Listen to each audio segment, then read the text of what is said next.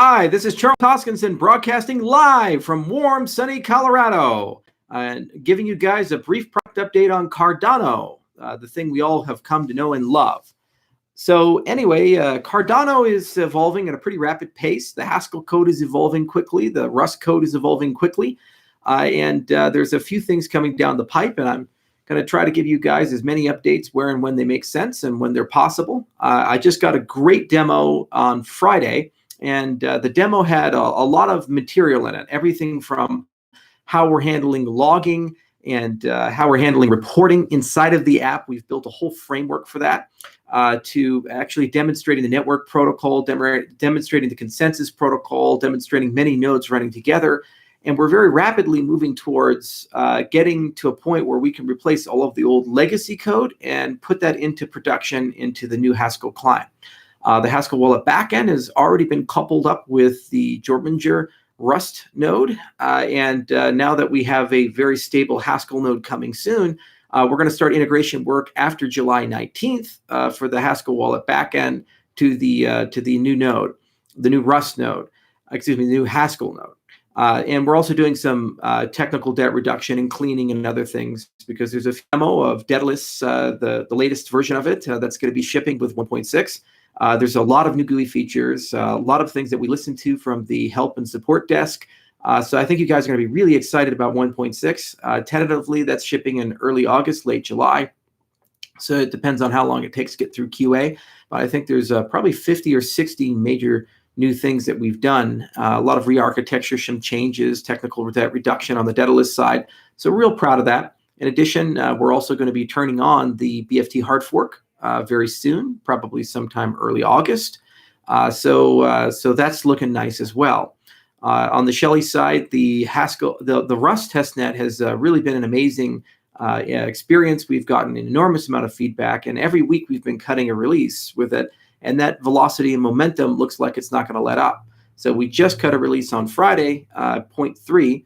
And it fixed a bunch of things, and it added a few new features. And we're thinking about building some form of an SDK for people to be able to build stuff with the Rust self-node testnet.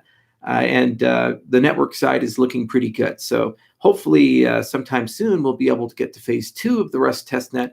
And not to be outdone, we'll probably get to a point soon where we're going to do a Haskell self-node testnet. You'll be able to see the differences between the two clients. We're bringing a professional economist on board. We've been working with her on a different project, and we're hopefully going to be able to move her over very soon to Cardano so that we can begin an independent review of the incentive scheme that we've come up with. Because after network is set and that's done, the very next phase and the last phase before Shelley is getting the right incentive scheme. So all of you are wondering, how much ADA do you get for staking and all of these other things? We have an opinion about how to do this in the formal specifications, but the time has come for both community review and for professional academic review in that respect. And we'd like to do this quickly. Generally, these things take about 3 to 6 weeks for the review to come through, and some form of a document is drafted.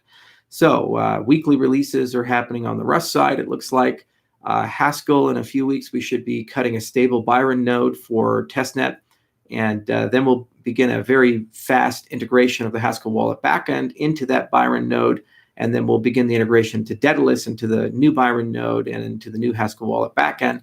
And then we'll be able to 100% replace all of the legacy code and have a completely new, fresh client.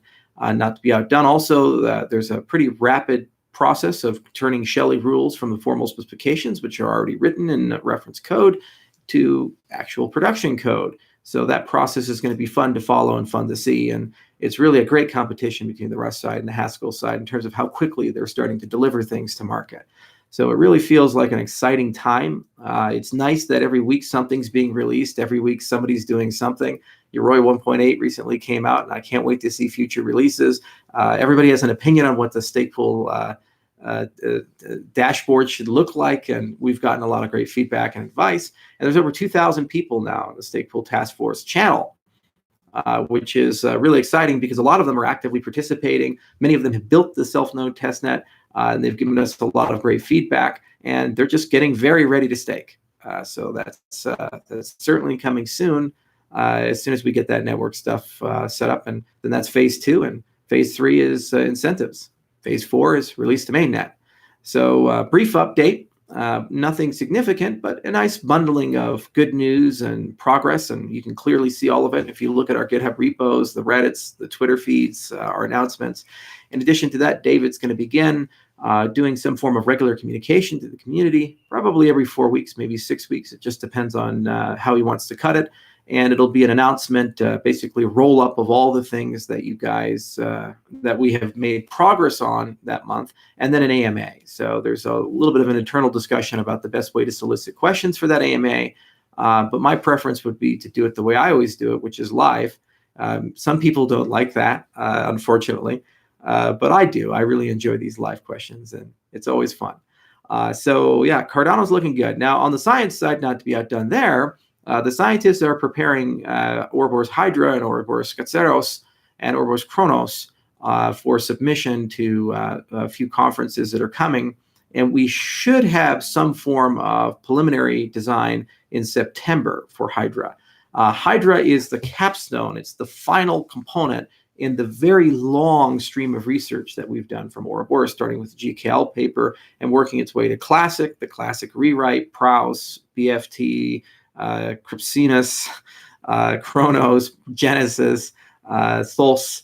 There's been a lot of Ouroboros papers, but the most meaningful and significant important is certainly Hydra, because that's where we shard. And basically that'll be a scalable design that we can use for the foreseeable future, which will inherit all of the advancements that we've gotten from the prior papers. Everything from spikes of dishonest majority to decoupling clock to not having to bootstrap from a checkpoint, but rather being able to bootstrap from Genesis, the sidechains protocols, and so forth. So I'm looking very much forward to seeing that finally finish. I'm also extremely happy to see the Ouroboros rewrite that recently came out July 5th. That was the product of over 2 years of careful thought. So if you really want to get on board and actually understand how Ouroboros works, the new Ouroboros Classic paper that was refreshed from the old 2016 paper is really an amazing publication. The proofs are concise and beautiful. The prose is quite good. And it's really a culmination of a lot of knowledge that we've gained over the last few years. And we will be doing the same with the Prouse paper and subsequent papers, and rewriting them in the style of the Classic paper, and then likely submitting them for journal submission. It's always nice to do that, and it's a good capstone for that side of things.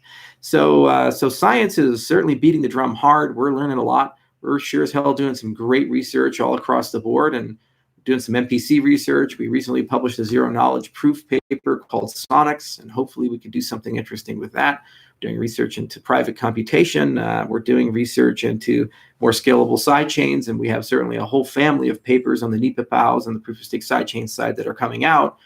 So that research hasn't let up. So all of our scientists are firing on all cylinders, and we're very, very happy about that. And what I'm also incredibly happy about is how we're able to take that research and put it into production quickly. It's really exciting.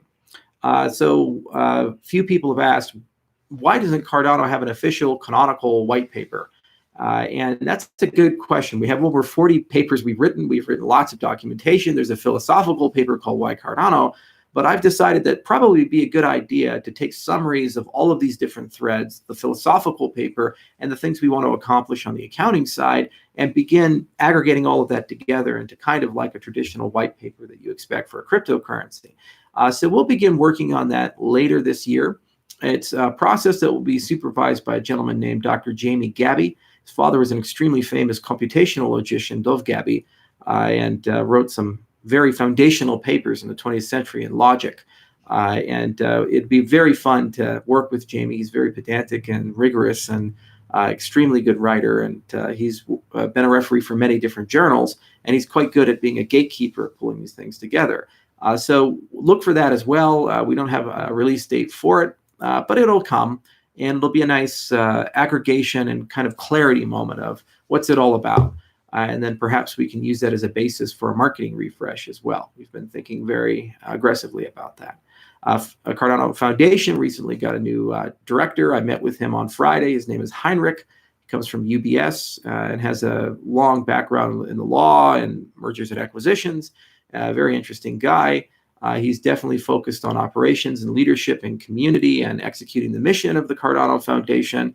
We had a very productive hour-long conversation about basic goals, philosophies, things that need to be done, a need for more transparency, a need for building a diverse board, and it's good to see that we're aligned in that respect. So my hope is that Heinrich will soon go on the Cardano effect and be able to come up with a nice strategy for introducing himself to you, the community, as executive director. He's kind of the big guy behind executing the vision and strategy of the foundation. So for those of you asking for the foundation to be more proactive, you now have a person to go talk to. So when Heinrich starts unveiling himself, because he's only been around for a week and a half, it takes a little time to get started, please do talk to him and get these things done.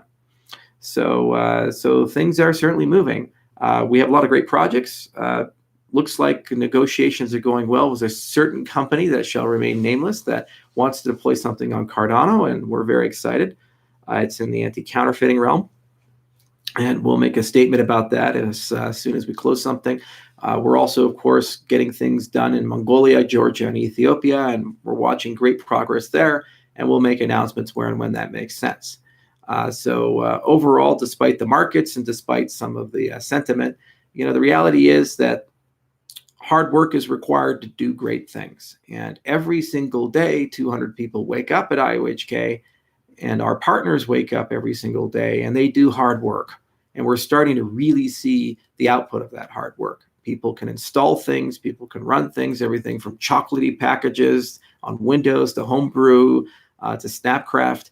We're really just cutting releases all the time, and we're turning great research into great code to give it to a great community. So thank you all for listening. This is, as I said, a brief update. I'm very proud of the progress we're seeing, and I'm extremely hopeful for Shelley. I think it's going to be a great release. I'm also extremely happy what I'm seeing out of Plutus, and there's some major upgrades coming there soon.